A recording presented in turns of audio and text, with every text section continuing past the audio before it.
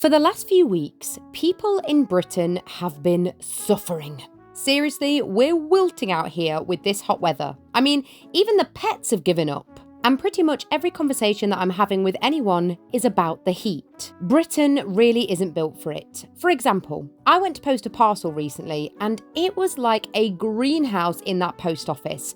And when I asked the postal worker if he had aircon, he simply pointed to the propped open door. Yes, aircon really isn't much of a thing here. I mean, I've never worked anywhere that has it installed, and it certainly isn't readily present in our homes. And as I was staring into my own dewy reflection, thinking that I'll just have to accept my fate, I noticed our old 4711 cologne poster.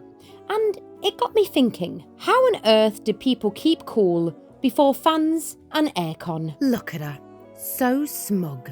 I demand that you tell me your secrets. I'll try anything at this point. Well, aside from putting their babies in the freezer, let's start with 4711, which has long been known as the scent of summer. Manufactured since 1799, the origin of this cologne came from when a Carthusian monk gave its creator the recipe for an aqua mirabilis, a miraculous water for internal and external use. The creator, William Mulhens, initially marketed this as a health tonic, even serving it diluted or mixed with wine. However, when Napoleon's decree forced the disclosure of medical formulas, Mulhens chose to market it as a fragrance instead. And it was often marketed as a coolant. The pleasant scent and floral mixture are refreshing and strengthens the senses, and the evaporation effect of the high alcohol content, which lowers the skin temperature, has a pleasing, cooling sensation, apparently more effective on pulse points. Clearly there's a reason that people still stand by this stuff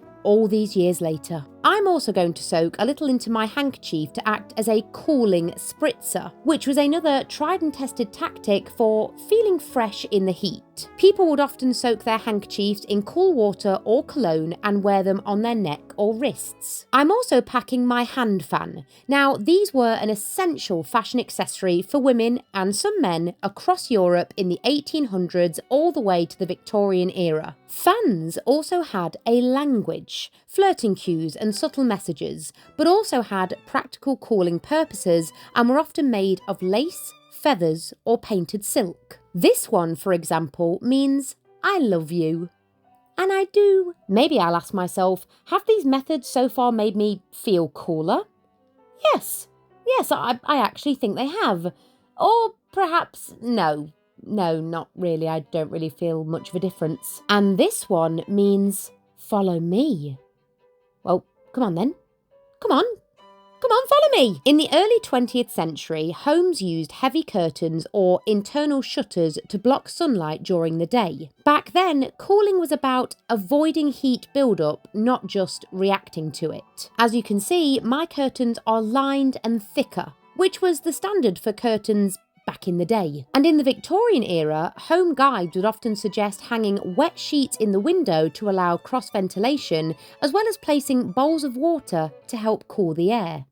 Or you could use these bowls to cool your feet in the 19th century way, using sponge baths or foot baths. These were seen in middle and upper class homes before the days of indoor plumbing, and people would sit with their feet in cold water or wipe down with damp cloths. More frequent hair washing was also promoted in advertisements as a way to feel fresh. Of course, there's also light-coloured and lightweight clothing. White cotton dresses for women during summer became more popular, with fewer petticoats and corsets occasionally relaxed. Men wore straw boater hats and lighter linen suits. Sun hats were also a popular staple for easing the heat, and from around the 1920s, shorter sleeves were more commonly present in women's fashion, as well as displaying a bit of leg. The fabrics for dresses were lightweight and synthetic, like rayon. But from the 1920s onwards, we had the introduction of the electric fan.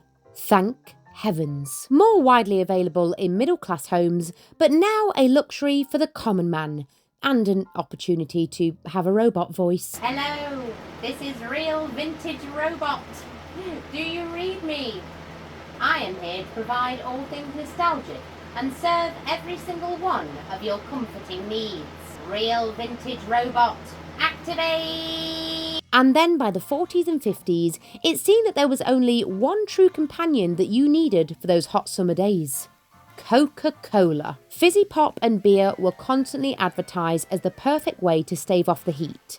And to be honest, although I'm not a big pop drinker, I've always found those old Coca-Cola adverts to be rather charming. And so you know what I did?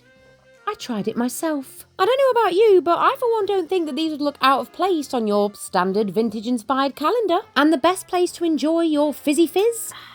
Summer day trips. Escaping the city for the seaside, country picnics or lidos. This has long been a tried and tested British recreational pastime.